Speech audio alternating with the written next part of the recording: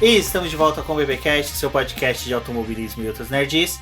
No episódio de hoje vamos falar sobre o GP da Toscana. E aqui, na verdade, o GP da Toscana não, os 3 GPs da Toscana. E aqui comigo eu tenho a Débora Santos Almeida. Olá, amigos, sejam bem-vindos a mais este podcast. E é isso mesmo, né, Rumi? Esse final de semana passado a gente teve 2 corridas e agora nesse a gente teve 3 nesse combo, né, que foi o GP da Toscana realizado nesse domingo. Exatamente, parece que a Fórmula 1 tá querendo copiar o sucesso, que são 2 corridas no mesmo dia da Stock Car, né, e da Fórmula E também. Bom, isso parece ser uma boa receita, torcemos para que continue assim nas próximas corridas. E queria dizer uma coisa, né, Mugello para presidente, já pode ficar aí como pista eterno no calendário, porque que corrida. Né, o Sérgio Sirvelli ressaltou isso durante salvo engano, foi no treino classificatório, em que a troca de Mugello, quer dizer, a troca, né, de Paul Ricard por Mugello tinha que ser certa, deve ser trocada. Acho que todo mundo já é consenso que uma Mugello vale mais do que 10 Paul Ricard. Eu também colocaria Sochi nessa brincadeira aí também, né, mas tudo bem. Como a gente tá no ano atípico, vamos torcer para que Sochi, próximo GP, seja uma boa corrida. Bom, mas antes de prosseguir, vou relembrar ao pessoal que nós temos a lojinha do Boletim do Paddock, onde que nós temos estampas de camisas, bottoms, capinhas de celulares e adesivos, para que você possa, né, ter produtos com a marca do Boletim do Paddock e também com, sempre relembrando aí do automobilismo, como faces marcantes de pilotos, entre outras coisas. Essa semana devem entrar algumas outras coisas novas, então confiram a nossa lojinha no post desse episódio. E vocês também podem conferir a campanha lá do Apoie-se, onde, contribuindo com qualquer valor mensal, vocês podem auxiliar no crescimento e desenvolvimento do boletim, tanto do site como do podcast e agora também do nosso YouTube. E lembrando vocês que estão escutando o programa, também passem lá no YouTube, deixe o seu like em uma das lives, já se inscreve no canal, porque a gente está precisando chegar aos 1000 inscritos para poder ter outras funções do YouTube liberada. Essas funções são importantes para a gente poder entender um pouco mais a plataforma e conseguir levar para vocês os nossos produtos, nossas lives, principalmente nos melhores horários e nos melhores dias, para que possa atingir mais pessoas. Então, fica aí a dica, se você já ouviu o BBcast, vai lá e se inscreva no canal do Boletim do Paddock no YouTube.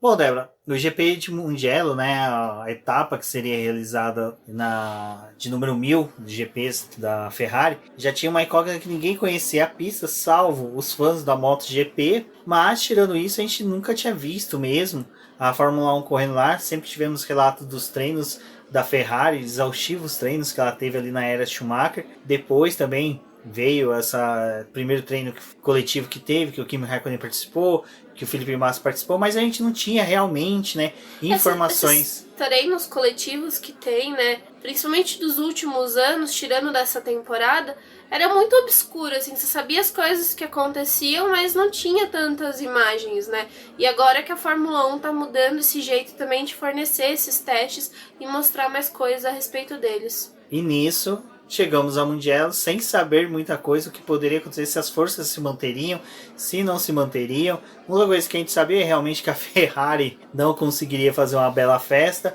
apesar das danças alegres que elas tiveram no sábado à noite. Quem quiser conferir, vai lá no perfil meu e da Débora do Twitter. Banda Déjà Vu é importante. Teve uma boa utilização dessa música.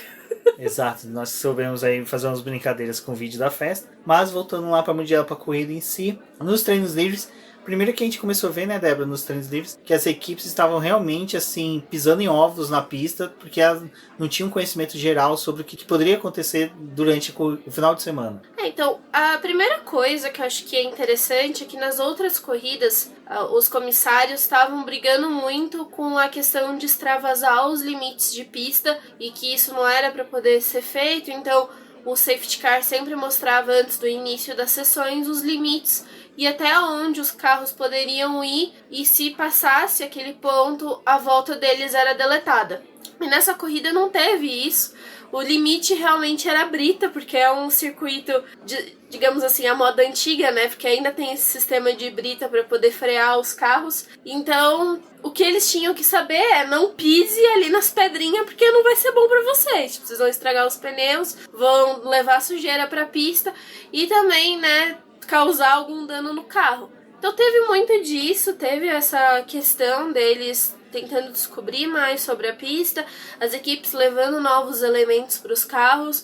A McLaren, a gente viu ela testando uma asa que é bem semelhante ao que a Mercedes utiliza.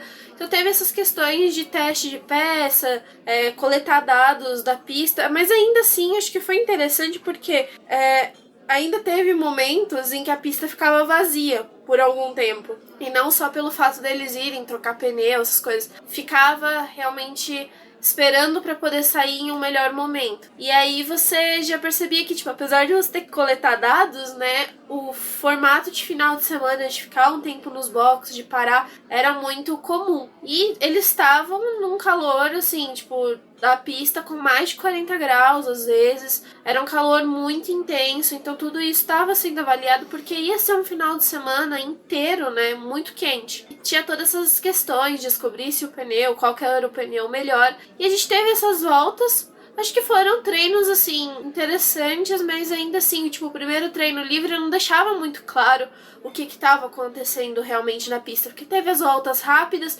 teve um pouco de simulação de corrida, mas ainda não encaixava onde essas equipes estavam. E a partir do segundo treino livre, a gente já foi tendo mais um desenvolvimento, percebeu que a McLaren realmente não estava tão bem, assim, no circuito, que ela provavelmente não teria um final de semana tão fácil, assim, e a Ferrari é aquela coisa, né, ainda a diferença do Leclerc com o Vettel. O Vettel andando muito na parte de baixo da tabela e o Leclerc às vezes conseguia ficar entre os 10. Então a gente teve tudo isso nesse final de semana. Ainda nos treinos livres a gente viu poucos incidentes, né, Débora?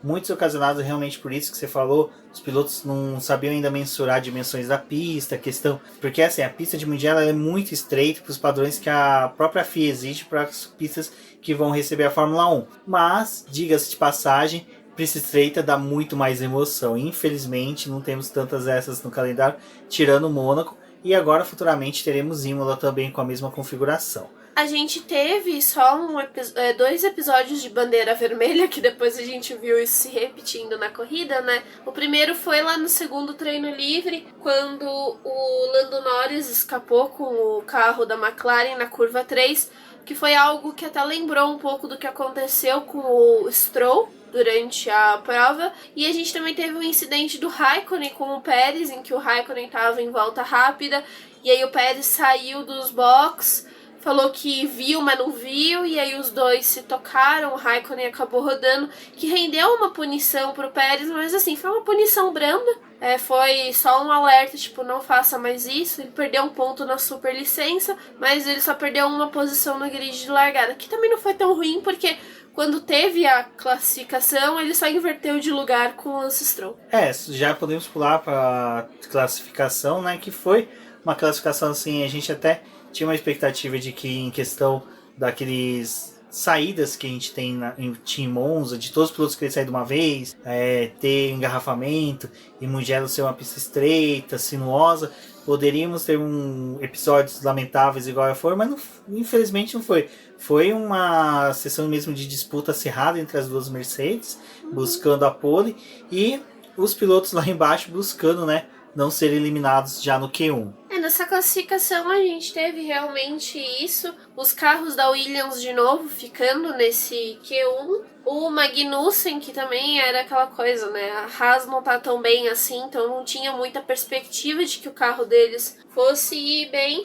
Mas eu acho que a surpresa desse Q1 foi a Alfa Romeo, porque a Alfa Romeo ela tava muito confiante de que ela ia conseguir passar com os 2 carros, né, pro Q2. E aí, na verdade, não conseguiu. O Giovinazzi foi jogado para 17º, porque alguns pilotos que estavam na zona de eliminação conseguiram melhorar os seus tempos. E aí ele foi jogado, aí ficou no Q1. E acho que a surpresa foi também o Pierre Gasly, né? Porque o Pierre Gasly tinha ganhado a corrida na Itália, estava vindo de boas classificações, conseguindo bons lugares, largando entre os 10, geralmente.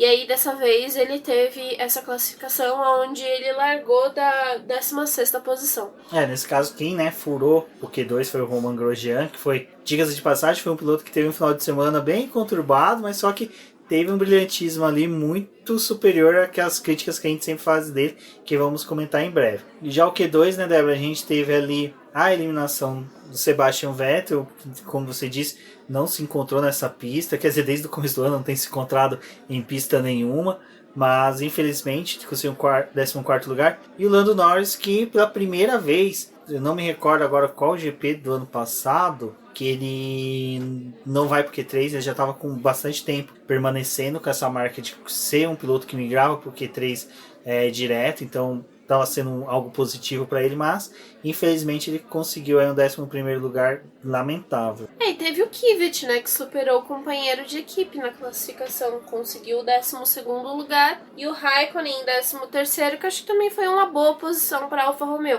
que era o que eles estavam esperando, né, realmente avançar para esse Q2. E no restante da classificação, a gente teve a saída dos outros 10 pilotos. Aquela coisa, né? Mercedes voltou a dominar, só que eu acho que o ponto dessa classificação aí, desses dois carros, foi que a expectativa era muito grande com relação ao Bottas. Ele veio liderando todos os treinos livres, era um forte candidato para poder ter a melhor volta. Ele estava realmente assim muito bem, porque ele conseguia extrair boas voltas, mas aí quando veio a classificação, aquela coisa, né? O Hamilton volta a fazer o temporal, tava lá quietinho na dele conservando equipamento, mas a hora que ele precisa ele mostra quem ele é, né? Exato, e assim ele conseguiu a pole de número 95 da carreira e já fomos para o aguardado GP da Toscana no domingo. Bom, que teríamos uma corrida bem complicada, eu acho que todos já esperavam, por causa desse detalhe que a gente fala da pista estreita. Porque qual que é o problema disso? Os carros hoje da Fórmula 1, eles exigem uma pista larga, porque questão de ultrapassagem, 2, 3 carros chegam juntos na mesma curva, não é uma Fórmula 1 igual era nos anos 80, nos anos 90, em que você tinha, né, carros menores e que conseguiam, né, chegar já nas curvas juntas e conseguiam ter disputas limpas. Não, e ainda assim são carros rápidos, mas os carros dessa temporada também são extremamente mais rápidos, assim. Então, tipo, disputar num circuito desse é realmente desafiador, né? E tirando que já nas categorias de base F2, F3 que a gente teve corridas nesse final de semana lá em Mugello, a gente viu muitos incidentes, muitos toques. Então a gente já sabia ali que para a Fórmula 1 provavelmente teríamos entrada do safety car, daquele belo safety car vermelho, que teríamos sim até possíveis bandeiras amarelas, bandeiras vermelhas, mas não esperávamos, já que na primeira volta, ali após a primeira curva, já teríamos interveio entre os pilotos, um pouco ocasionado pelo Max Verstappen, que antes da largada já avisou no rádio, quando ele deu a volta de instalação ali, da volta de apresentação, falando que não tinha muita potência no motor, então ele já estava acusando que o carro estava perdendo potência, e na largada, dito e feito, caiu várias posições, foi engolido pelo grid, sorte que ali na largada a pista é um pouco mais estreita e ela só afunila, né, ali mais ou menos do final da reta pro começo da curva. Ele parecia que ele teria uma boa largada, porque os primeiros segundos é de um estalo muito bom dele, para poder atacar. E aí já vai chegando ali mais próximo da curva, ele é engolido. Essa reta de Mugello não é tão grande, então também, tipo, a freada é brusca ali para poder fazer essa primeira curva, né? A primeira e a segunda curva, e ele foi completamente engolido pelo grid.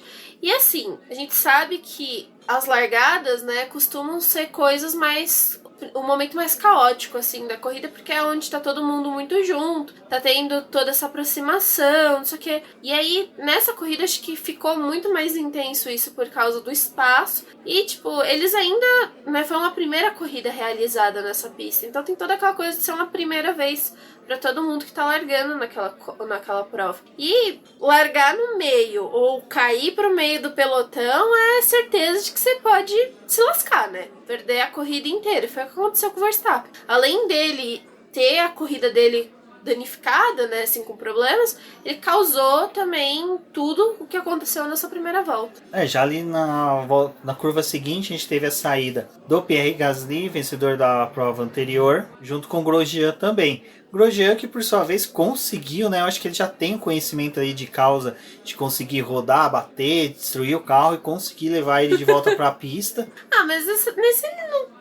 Foi aquela coisa, né? Foi todo mundo ali muito embolado. Mas eu acho que nessa primeira incidente que teve, os mais culpados ali foi o Verstappen, que caiu as várias posições, o Gasly e o Raikkonen, que viraram tudo um sanduíche ali. A gente fala culpado, mas só que assim, o Max Verstappen virou passageiro do carro ruim, né? Perdeu potência, o motor Honda transformou no motor Ferrari.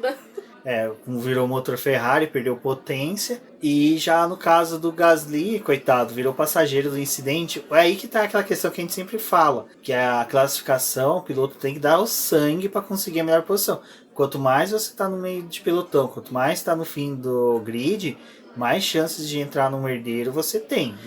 O Gasly, ele tava tendo boas oportunidades porque ele tava largando mais próximo dos 10, né? Ou entre os 10. E aí, dessa vez, ele largou realmente do fundo. Então, tudo que tá acontecendo ali na sua frente, ou você desvia, ou você vai ser o piloto que vai ser atingido, né? Então... nesse de desviar, teve o Sebastian Vettel que foi tentar desviar do Carlos Sainz, mas acabou batendo, teve a asa dianteira quebrada. O que aconteceu com o Vettel e com o Sainz me lembrou muito quando você tá andando na rua, que vem alguém na tua frente, aí você vai pra um lado, aí a pessoa vai pro mesmo lado que você, aí você vai pro outro, e a pessoa vai pro mesmo lado que você. Tipo, o Vettel, ele tentou fugir do negócio ali, só que não tinha mais como, né? Porque o Sainz deu a amostra de Vettel, né? Ficou, o que tá acontecendo aqui? Infelizmente, né, porque o Carlos Sainz ali já começou a dificultar um pouco mais as tarefas deles. Bom, né, nesse incidente tivemos a bandeira amarela, que viria a ser a grande precursora do grande GP que nós tivemos. Porque com a bandeira amarela entra o safety car, com o safety car, Bottas liderando, tivemos a limpeza da pista, tudo na relargada, aí sim imperou o caos em Mugello. Eu acho que essa foi... A primeira reação que a gente teve foi, putz, bandeira amarela já nessa relargada. E aí você só vê aquela nuvem branca e caos e destruição. Parecia um filme da Marvel ali. Tava acontecendo um Vingadores naquela corrida. E quando teve essa relargada aí no estilo filme Marvel, né? O Bottas...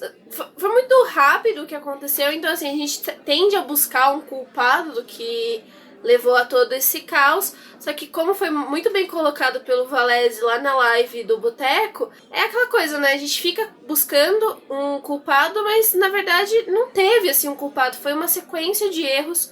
O Rubens e o Valese até falaram isso, que parece acidente aéreo, né, tipo, não é só o fato do avião cair, mas o que levou esse avião a cair. E a corrida foi realmente isso. Não foi só a batida deles, foi uma sucessão de erros ali, ou uma sucessão de problemas que ocorreu. O Bottas, por ser o líder da corrida, ele tem o direito de fazer a distância que ele quer, a velocidade que ele quer para poder fazer a largada. Como o Mugello tem essa reta que não é tão longa, qualquer vantagem ali que você conseguisse pegar o vácuo era o ideal para você fazer uma ultrapassagem nessa primeira volta, já que não tem asa móvel ativa, e ninguém quer dar a vantagem pro coleguinha que tá vindo atrás, né? E eu acho que eles têm uma tendência de quando tem a largada, que eles sabem que vai ter essa paradinha, né? Esses pilotos são os líderes dando aquela reduzida, mas logo depois eles já, cortam a reta ali e já largam normal. E eles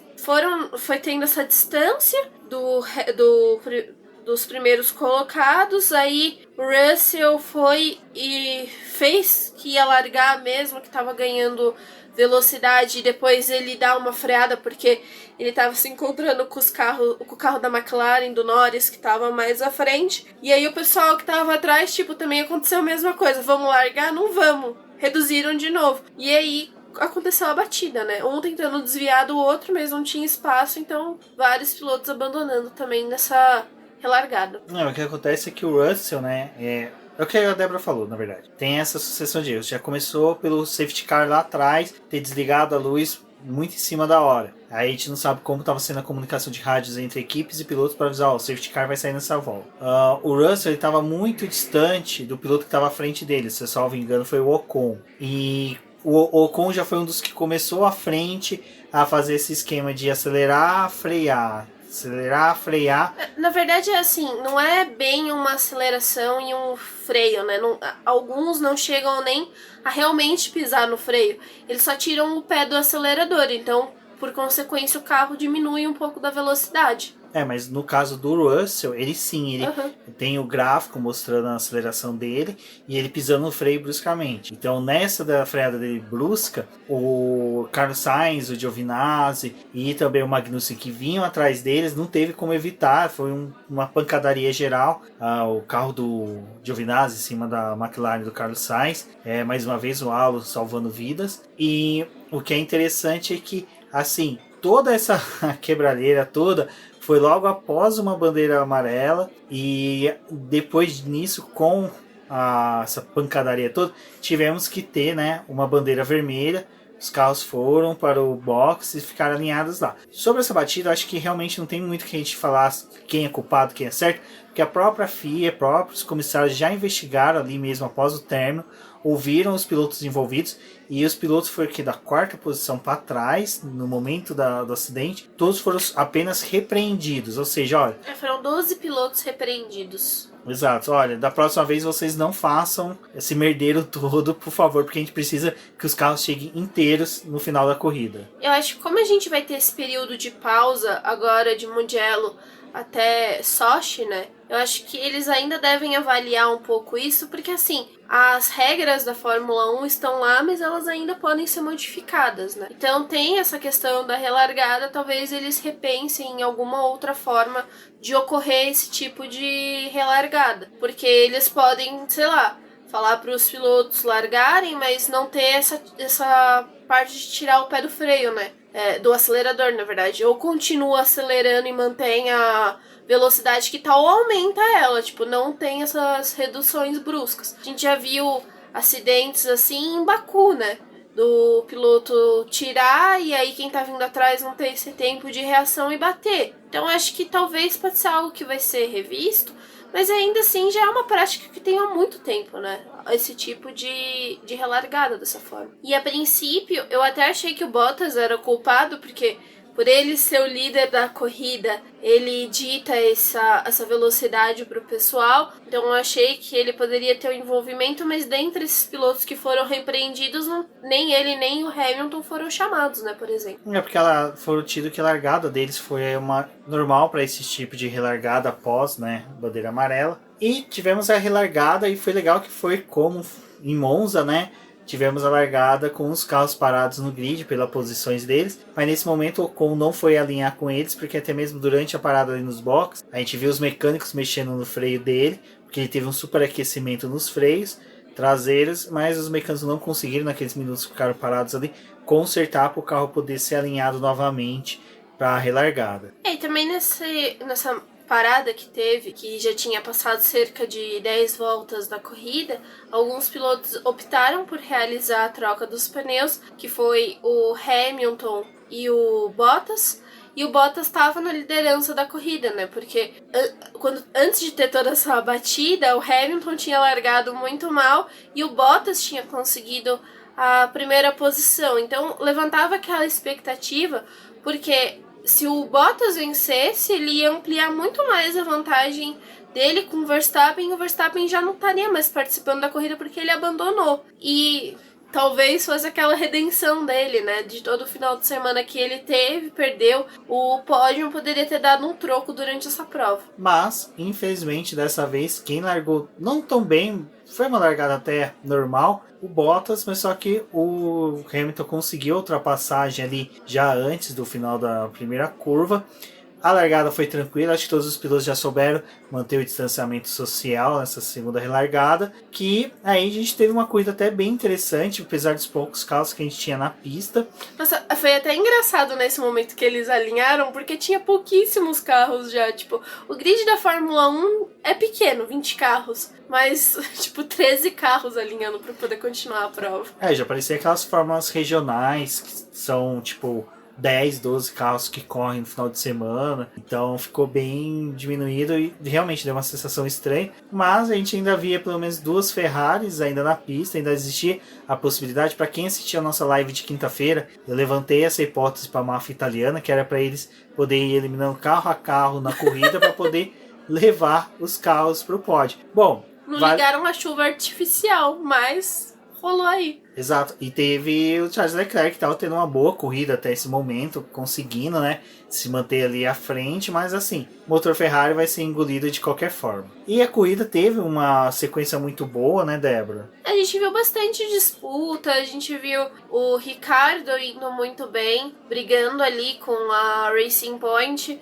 O Pérez não estava tão bem assim também na pista, ele, né, foi se perdendo ao longo da prova, mas eu acho que a gente teve boas disputas nesse meio tempo aí, e teve o fato de que realmente o Leclerc não tinha como segurar os carros que estavam vindo atrás dele, então ele foi perdendo posições, mas eu acho que já era algo esperado, porque ele teve o pulo de chegar na terceira posição com toda essa confusão, mas era algo muito difícil para a Ferrari manter. Enquanto isso, tipo, o Vettel tava penando ainda lá atrás, né?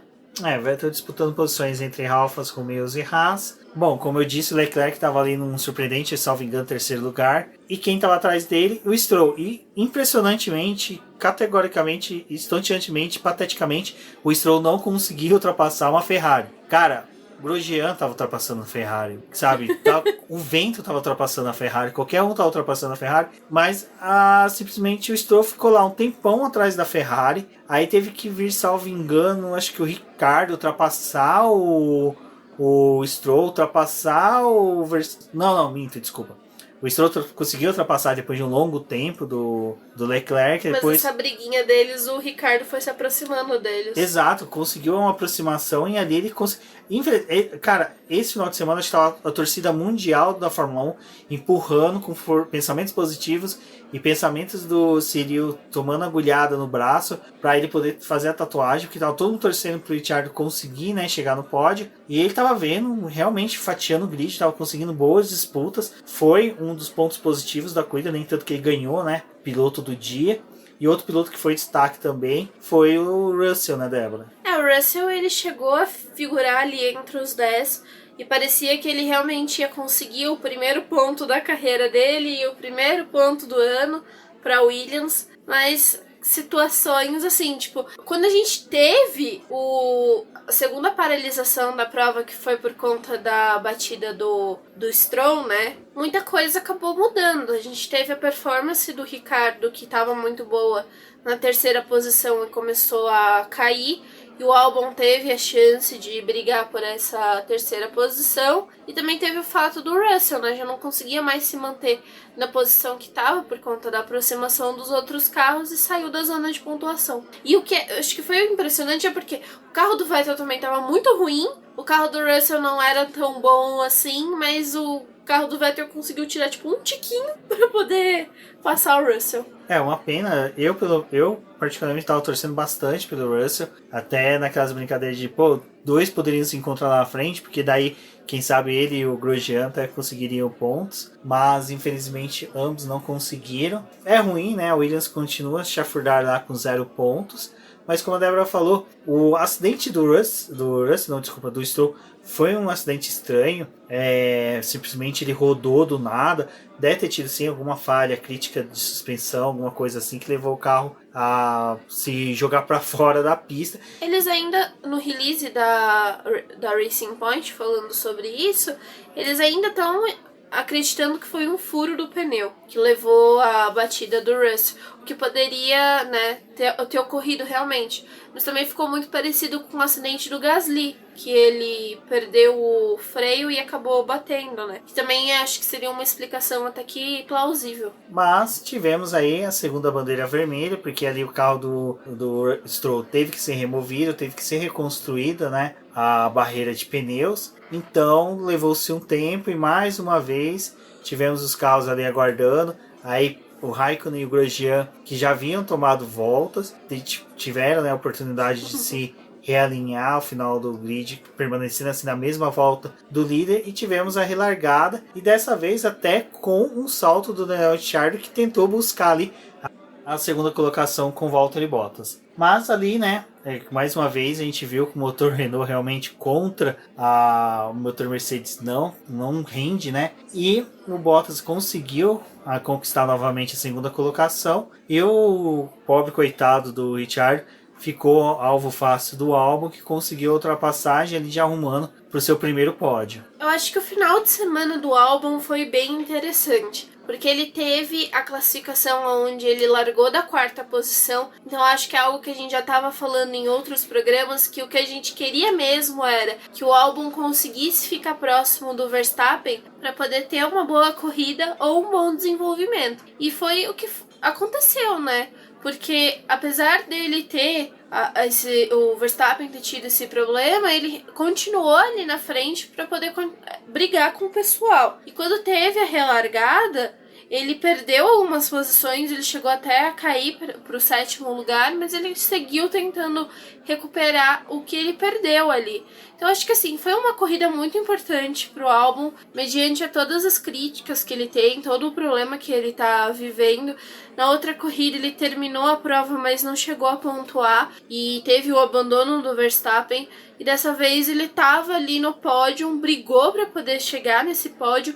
Ele até tentou ir mais próximo do Bottas para poder conseguir a segunda posição. Mas assim, acho que o 3º lugar foi muito bom. Não sei se salva a vida dele de todas as formas, ou se pode ter sido assim um resultado esplêndido que ocorreu e agora demora para poder ter algo semelhante. Não determina, acho que, o futuro dele. Mas pelo menos para a confiança do piloto deve mudar alguma coisa, né? Ele deve se sentir melhor. Acho que é algo que deve acontecer com o próprio Gasly, que ele teve essa corrida do GP do Brasil do ano passado, depois agora ele conseguiu a vitória. Então, assim, dá um gás, né, pelo menos pra pessoa, para poder continuar fazendo os trabalhos dela. E acho que talvez isso pode impulsionar numa melhora pro Albon, porque ele vai perceber que ele tem potencial e que basta um pouco de confiança. E também acho que, por um lado, assim, a equipe também se dedicar a ele, porque ficando só ele na pista, eles tiveram que trabalhar para ele, né? Fazer com que ele tivesse um bom desenvolvimento na corrida. Então, eu também acho que tem esse ponto da Red Bull. Precisa saber dividir o trabalho dela, mas o Albon também tem que fazer a parte dele na corrida. Minha única crítica sobre ele, mais uma vez eu criticando o Albon, mas só que é aquela coisa, eu critico hoje, se amanhã ele melhorar, eu vou elogiar ele sobre isso. Vamos elogiar ele pela quali que ele fez, que foi muito bom, soube ter sido aguerrido na corrida, mas ainda faltou aquele pouquinho de maldade que o Leclerc, o Verstappen já possuem de não se abater ou simplesmente querer buscar o resultado e até administrar o equipamento. Falta isso ainda a ele. Ele teve chances ali de conseguir a segunda colocação, mas ele não soube como dosar isso e infelizmente ficou só ali no cheirinho na busca da segunda colocação. Ele poderia ter tido a vantagem, né, de utilizar isso, porque o Bottas, como ele perdeu essa segunda posição na largada, ele deu uma gastada ali nos pneus porque ele estava tentando recuperar a segunda posição. E eu acho que esse estalo do Albon também faltou, porque ele passou o Ricardo e ele poderia ter utilizado isso para poder brigar com o Bottas. E não aconteceu. Ele brigou um pouquinho, depois ele já aceitou a distância, né, que teve dos dois e garantiu o 3º lugar. Não tá errado de ter garantido o 3º lugar, mas poderia ter tentado um pouquinho mais. E aí o pódio acabou sendo Hamilton, Bottas e o Albon, né? Foi um pódio assim que realmente seguiu o roteiro da corrida. As duas Mercedes, entre todas as tretas, percalços que tivemos, aí no momento elas foram ameaçadas, e o Albon foi dentro disso que a gente falou. Ele e o Ricciardo realmente foram os pilotos que mais buscaram ali o melhor resultado durante a corrida. Um ponto que é interessante a gente colocar aqui, que é a segunda corrida na Itália, né? E a segunda que o Verstappen não pontua. Já tivemos na Áustria, agora tivemos em Monza e Mugello, completando 3 corridas que ele não pontua, o que faz com que o Bottas realmente tenha que ficar com o alerta ligado, porque por mais que seja que ele tenha conseguido um distanciamento na pontuação do Verstappen, o Verstappen é um piloto que mesmo que ele não pontua, quando ele volta para a pista, ele está ali disputando terceira, segunda colocação, o que realmente pode colocar esse vice-liderança do Bottas mais à frente um pouco indefinida. Eu colocaria assim dessa forma. O Verstappen, agora ele tá sofrendo com a questão do motor. Foram 2 abandonos nessas 2